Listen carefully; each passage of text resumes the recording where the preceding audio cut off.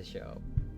Today, you and I, we're going to take a special look into basically the inner life and the journey that Sovina Nageth is on in chasing her dreams. And she's brave enough to share her story and courageous, like she has always been. So, Sovie, for those of us that don't know who you are, can you just give us a brief background of yourself? Yes, so thank you for the introduction. My name is Sovie, and I just recently graduated from Rutgers.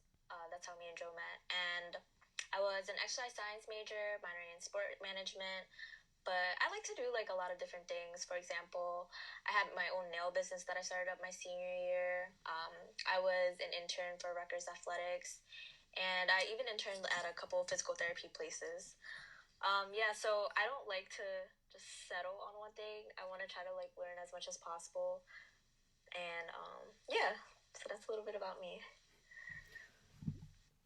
I'm gonna go right into it. All right, we're gonna take a deep dive. We're gonna, um, yeah, we're gonna take a deep dive. Okay, I'm ready. So, because like knowing you and like you said, you're constantly doing things. I've seen you like in multiple places, right? Like you were interning while like managing your own nail business, right? Throughout this whole semester, and you're always grinding with classes and everything like that. From like taking sport management classes to your exercise classes, right? You've been like always constantly on the grind, and I never see you stopping, right? And you've always made time for your friends.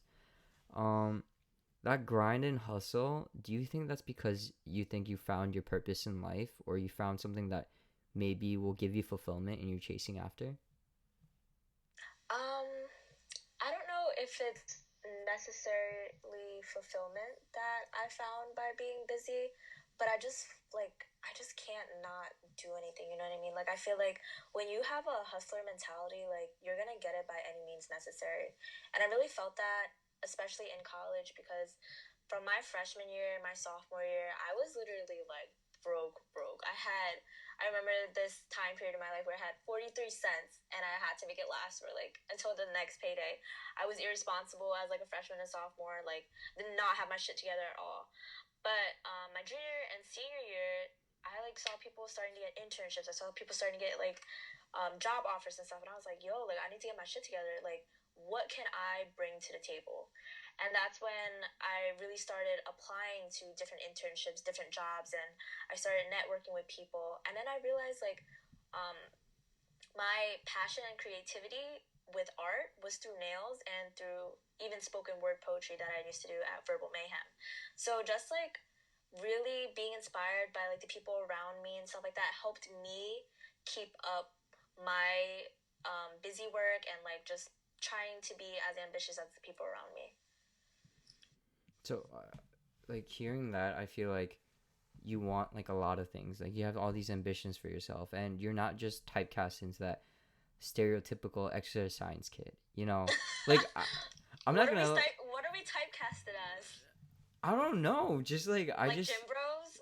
I guess, yeah. Either you're like the gym bro into fitness, right? And you're trying to like grow your Instagram feed, or you're just like at like a physical therapy place, right? And trying to like Yeah. learn the trade craft of a DPT or like an OT, or even like as a chiropractor doctor, right? And you do all of these things, right? And it's kind of all encompassing of who you are, from your creativity, right, to even your poetry. And why exercise science though? Why? Because I don't know, that surprised me so much that you're an exercise science major.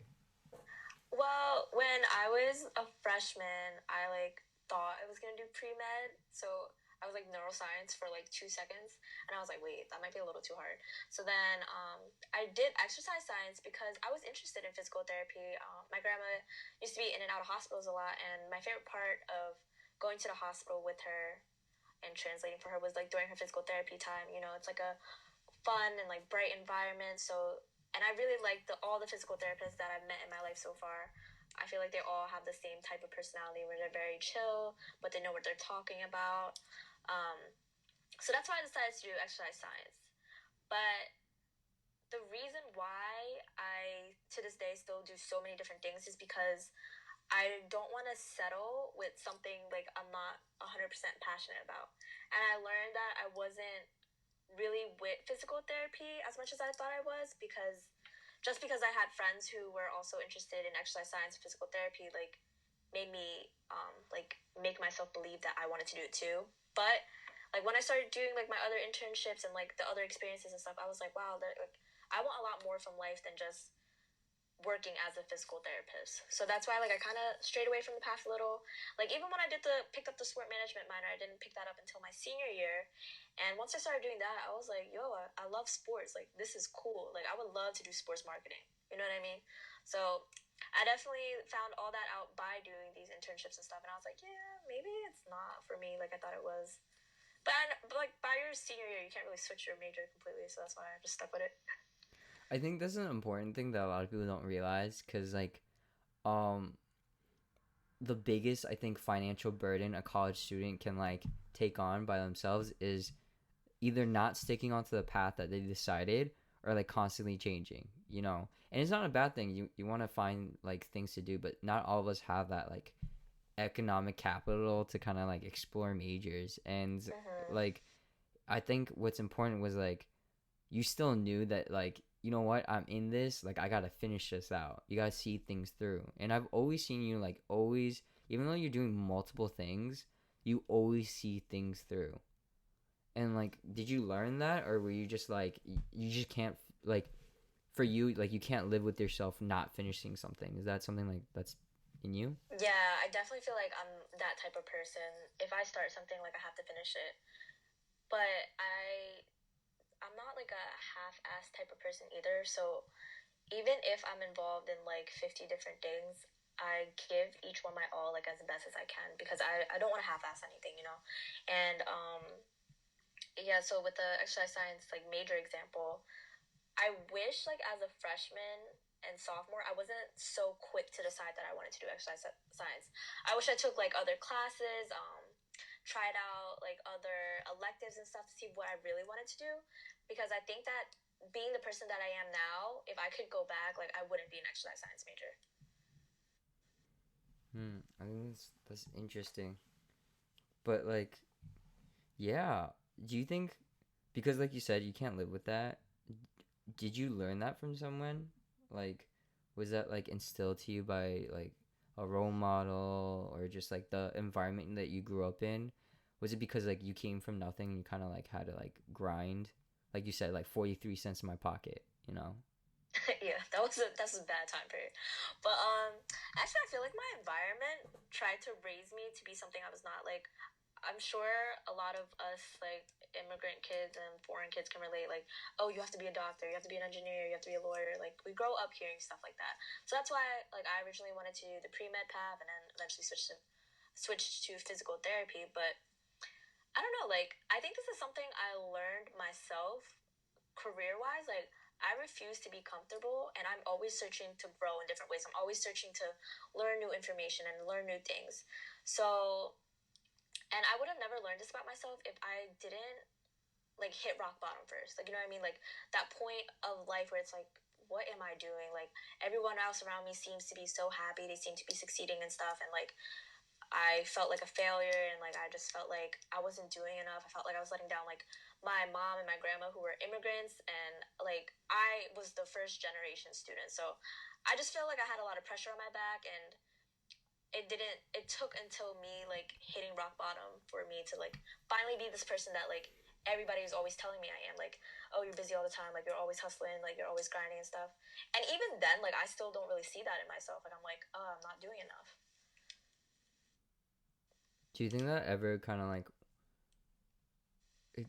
can you kind of like emphasize on that point of like like that kind of like inner demons kind of telling you like you're not there yet, like, you know what I mean? Like, Mm-hmm. yes, it's driving you in a positive way, but has it ever been like negative to you? Has it been like when you go to sleep, you know, it bothers you and you're kind of like you can't have that comfortable like kind of peace in your heart? Yeah, so let's get right deep and real into it. I know this segment is about chasing dreams and stuff, but with chasing dreams, like there comes a lot of low points in life too. And I definitely have experienced that. Just like post college life has been a lot for me because, like, like you said in college, like I was busy as fuck. Oh, sorry, I don't know if I'm allowed to curse. You're good, I you're was good. busy as fuck doing like 50 million fucking things at once. And now that I'm like removed from college, I'm just kind of like, oh my God, like I have nothing to do. I don't know what to do. I don't know where to start. I don't know what to learn. Like, you know what I mean? So having that and then just like seeing my friends get these big girl and big boy jobs, I was just kind of like, damn, like I feel like I'm not doing enough. Like I need to do more. And so it is a positive drive because since I feel like I'm not doing enough, I'm constantly pushing myself to do more. But at the same time, I definitely feel like it has led to um, depression and anxiety and like the feelings of being burned out. I think that's interesting because I don't know. It's like I feel like COVID increased, like you said, like everything that you're struggling with right now, like post grad, and it's interesting because like as strong as you are and like always like driving to like not settle for things and that hustle mentality to like always get better, and like even your inner demons are motivating you to do better, but at the same time COVID's like multiplying like everything that's saying like you know what I mean, you don't have value enough to be in the workforce, which is kind of Mm-hmm. strange because like not saying bad about anything else, but some people have gotten lucky. You know, some people have like it's like either the luck of the draw, right? It's either like they're just in the right place at the right time, and Mm-hmm. these things are like toppling on top of you. Like, is there? Have you found? Like, I know you're still going through it, right? And this Mm-hmm. is still a battle. So, like, I don't know. How do you deal with that? Is there a healthy way to deal with that? I don't know the answer to healthy ways to deal with things, but what I'm learning is just like to be less harsh on myself and like to take pressure off me. Like I'm doing the best I can. Like I think about it from a perspective where it's like if I were to talk to myself like how I would talk, or if I were to talk to my friends like how I would talk to myself, I would have no friends. You know what I mean? So like I need to learn how to be as nice as I am to my friends, like to myself. Like I need to be as encouraging as I am to my friends, to myself. So I'm learning to let go of that pressure that I feel from like not having a job post COVID, not feeling like I'm doing enough, and just learning to be comfortable with the pace that I'm at and the path that I'm on. So it's like what you said yesterday. Like I genuinely feel like I have nothing to lose if I fail. So I'm willing to do whatever. Like you know what I mean? I'm willing to learn new shit. Like I'm willing to grind as hard as I need to accomplish whatever I need to accomplish. Is I feel like I don't know. For me, at least, that was the hardest part. Kind of like you said, like forgiving yourself and being like, Mm-hmm. it's okay. I might be wrong. You know, I might be too harsh on myself. You know, like Yeah. good things will come. But like, I don't. I always see you as like an evolving person, and you evolve quickly, right? Because like you just that like hustle mentality, that like independent woman drive. You know what I mean? Like I really see you as like a trailblazer. Like even in the exercise science major, you know, like literally you look at your resume and you look at your major and you're like, okay, yeah, she has that one physical therapy internship, but then like she has these business internships, right? It's like it's you made the best out of like your major, you made the best out of your resources, right? But Mm-hmm. I don't know why I went on that rant. All right, I'm gonna cut that out. But like the thing is, like, was it ever hard for you to kind of like tell yourself like, yo, Sovie, like you, you might be like self-bullying yourself a little. Yeah, I think like COVID actually made me learn a lot about myself. Like being busy all the time, I didn't have time to think about anything else except the tasks that I had to complete and the things I had to do. So with COVID, it's like suddenly like all that was taken away. Classes became online, internships got canceled, my nail business got canceled. So I had nothing but time, and I like literally did not know what to do because I was so used to being so booked up every single day that when COVID happened and I had time to think and like learn, I really spent a lot of time with myself, and I was just like, yo, like I've been mad mean to myself. Like I need to chill out. I need to like learn how to take it slowly, take it day by day. Like I don't have to like be this high functioning person all the time. You know what? Like I'm allowed to have rest days. Like I'm allowed to like not want to do anything. I'm allowed to not check everything off my checklist every day. You know? So I feel like COVID helped me in that aspect, and I feel very blessed that because COVID impacted so many people so negatively, from losing jobs to losing family members, to losing loved ones. So I feel blessed that I was able to use this the quarantine time period to learn about myself and to become a better person, not only physically but to become a better person mentally and like emotionally as well. And I feel like you already found like yourself and like you're fulfilled already, you know. And I want to ask, like, I don't know what brings you fulfillment. You know what I mean? Like when you wake up, like and you're grinding, I feel like you have something that you're like, all right, like I'm Sovie and I'm fulfilled. You know, in my day, Mm-hmm. no matter how hard it is, at the end of the day, like I'm gonna have peace. Yeah, Like, I think. Oh, I'm sorry. oh no, no, sorry, I just keep saying like it's a problem of mine. I gotta edit that out again. So yeah. No, it's fine. So as corny as this sounds, I know it's not really corny, but I feel like a lot of people say it. My family brings me so much fulfillment, and I definitely didn't have that growing up, but when I went away to college for 4 years and stuff, I feel like it helped my relationship with my mom and my grandpa and grandma and my sisters a lot, and even my dad.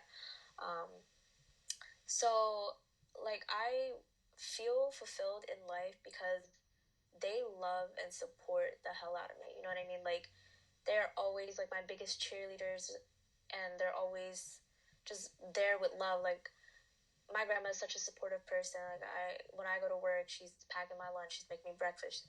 As soon as I come home from work, she's making me dinner. Like just having that in my life, like makes me feel so secure and like so ready to take on the world. I would not be able to do this without my family, and everything that I want to accomplish is for them. I want to be the ones to lead the way for my sisters and be like a really good role model. I want to be able to take care of my parents and my grandparents financially. Like, I want to give them the financial freedom that they came to America for, you know? Is that your long term dream? Is that Yeah, like, I want to take care of my family. Like, I want to make sure they eat. I want to make sure they're good, like, for life. do you think about that often? Like, is that your happy place, kind of like when you go to sleep? Yeah, my happy place is definitely just, like, being secure now and knowing how, like, my family feels about me. Because like I said before, like I was really harsh on myself. Like I pushed even my own family away. Like when I was going through things, because I was like, they don't care. Like but they do, and I'm really so happy that I realized that. And it just shows that like you don't have to be super rich to be happy. Like you can be poor and No, happy. You can be anybody and be happy. yeah, and I think it really comes from like just like having love and compassion in your life, and sometimes like people don't really have that support system. So I feel very blessed that like I have my family and they love me the way that they do.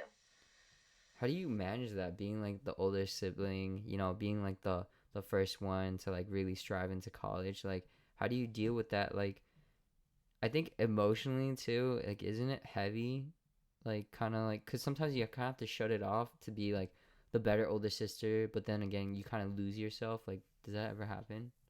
Oh yeah, definitely. Like I feel like being the oldest sibling is definitely um, a burden to carry sometimes. And I don't even want to say that in like a bad way. It's just like the truth of it, like especially being like a first generation college student.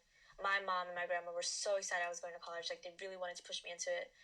But like if I could go back, like I would have definitely went to community college first, and learn about things like financially, how to be financially smart and whatnot. But um, just like with being the oldest sibling, I always felt a lot of pressure to be like that perfect child. So with like my grades, with my activities, and just like with the things that I was doing socially, like I didn't want to do anything that would encourage like bad behavior out of my sister, like quote unquote. Um, so yeah, it was definitely like a lot of pressure growing up, and still kind of pressure now, but not to the same extent. Mm. I kind of wonder because like on top of that, like sometimes you have to like you said like suppress it and just like be kind of that perfect role model, but also like you yourself, you're such a passionate person, and I'm gonna go out on a limb like even though like people see you as driven and kind of unfazed by challenges, like I feel like you're really sensitive too. Like you know what I mean? And like to yourself and also like maybe to others that you care about. And like does that ever become like kind of a burden emotionally? Cuz I know you're a really passionate person, right? Which means like Mm. you have to have a lot of emotions. Like when does that ever feel like heavy-hearted, you know? And how do you deal with that heavy heart? Honestly, I've been trying to learn more mindful activities such as like meditation, yoga, journaling. I think journaling helped me a lot. And I'm a strong advocate for like talking to somebody, like seeking out counseling or seeking out therapy because like some stuff like you really can't handle on your own. And I went through like 21 years of life repressing my feelings and my emotions, and all that definitely like hit me in the face um, COVID, because I was like, why am I repressing my feelings? Like, it's okay to be sensitive. It's okay to be emotionally vulnerable. Like, that's how you grow as a person. You know, you can't like shut off your feelings all the time, pretend everything's fine, and when it's like actually not. I think that definitely um, inhibits you from like becoming the best version of yourself too. Because if you're not willing to deal with like the ugly parts of yourself, like how can you ever be successful? You know, Mm. you have to take the good with the bad. Was there ever a point where that scared you kind of? Like where you're like, oh, like when things are going good, right? Maybe like before COVID happened, did it ever scare you to be like, oh, I think like something bad's gonna happen. Like there's definitely gonna be a tough challenge that I'm gonna go through. Or were you so focused on your task like you had no time to worry about that? I feel like I was focused on my tasks, so I didn't put energy into worrying about it. But like, it's just still like a difficult concept to maneuver when just like always thinking that like something bad is gonna happen is definitely gonna stop you from being like productive, and because it's so easy to like succumb to those fears, you know, and like just give up and not do anything about it. So I definitely like try to keep myself above that. But like, hey, like you know what? Like if something bad happens, that's fine. Like we'll deal with it when that happens. But as of right now, you got to do this. You got to do this. You got to do this. Mm. And because like now that you're in this point where it's like you said, like you had to grow, you're forced to grow in this environment, you know, and you're going through this, or you like you're doing so much, you're learning like new things, right? You're taking courses to like further develop your chances of like getting into different professional fields, right? Mm-hmm. The conversation that we had. And are you no longer scared now of like this environment, this job environment, or are you still scared but you're like I'm fearless? I feel like I think especially from May to July, I was like so scared I was gonna find a job. Like I was like applying every day and like didn't really hear back from anybody. I had so many rejections. Like you know what I mean? And but now like I have definitely changed. Like did a whole 180 with my mindset. Like I'm not scared of chasing anything. Like the worst that can happen is somebody's gonna say no. Like I will message people on LinkedIn like as soon as I see a job opportunity, like, hey, like my name's Savita.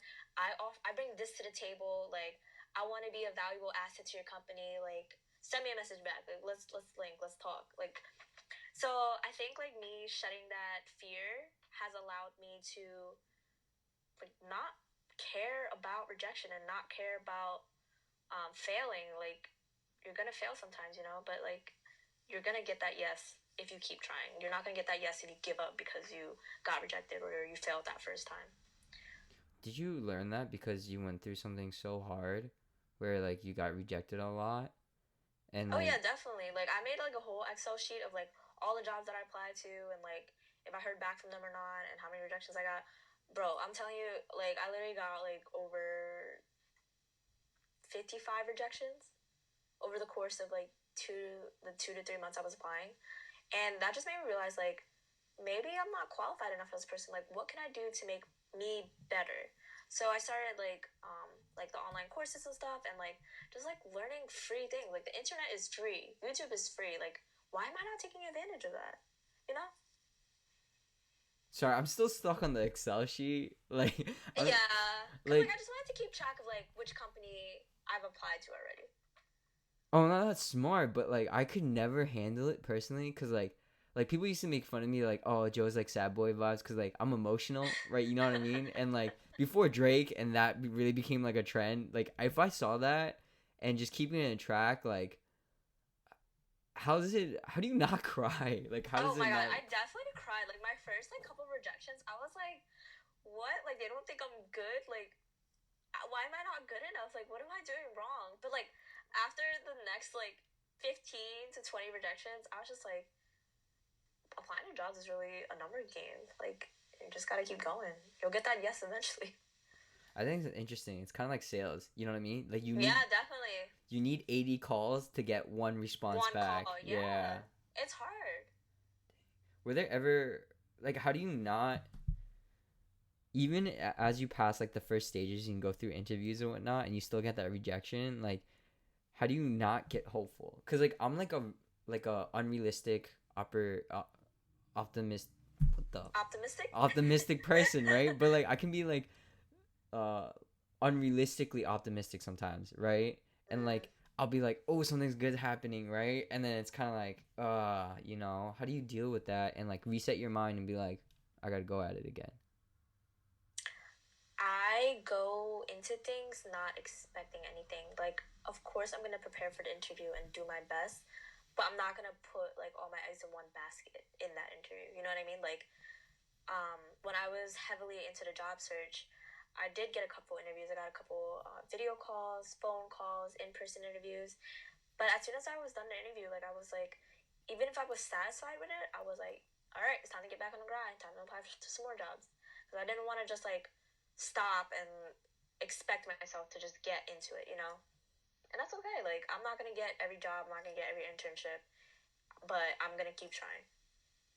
Do you think that's because you've I think maturely developed with your relationships and you've just been used to having relationships with people because like I wonder because I feel like that's the same way you develop relationships with people initially right like you show your true self to them for the people you care right and you like open up your heart like Mm-hmm. sometimes like they're gonna be like oh no and like you kind of have to move on right which is why Yeah. like real friends and even like romantic relationships can be hard do you think it's because that and your family relationships and the difficulties of overcoming trials with your family has helped you with the job market do you think Yeah, I would definitely say that aspect helped me just not be as emotionally attached to it as you know, like definitely, like I said, like the first couple of rejections really hurt me because I was like, oh my god, like I'm not good enough. But as I like went on with the job search, I just realized that like there's gonna be a company out there that's gonna like me for exactly who I am and what I can bring to the table. So I don't have to worry about the companies that don't, you know? so for our listeners that are exercise science majors right that kind of want to do it all like you know and they're gonna eventually you know like enter this market in these conditions and god forbid let's say like things get better hopefully knock Mm-hmm. on wood but if it doesn't what do you think your words of advice would be to them Oof, that's a heavy one. I feel for my exercise science people, like I mean, we got like a bachelor's in knowing how to do jumping jacks, so it's like, where is the job field for us? Like, our options are either go get a master's or go get our doctorates in physical therapy. Just kind of sucks because exercise science is a really cool subject. I've learned so much from my professors and from my classes, but the advice that I would give is definitely like, unless you 100% know that you want to do either physical therapy or occupational therapy, do other things that you love too. Like, you know what I mean? Like, always be learning new things outside of your major. Always be willing to try new experiences and new internships and take new classes. It's good to be focused on your goal of becoming either a physical therapist, athletic trainer, or occupational therapist, whatever you want to do with the exercise science major. But don't be afraid to try new things. There's more to life. Thank you so much, Sovie, for being the lovely guest that you are. Thank you so much. Of course, thank you so much for having me. I really enjoyed our conversation. Let's go.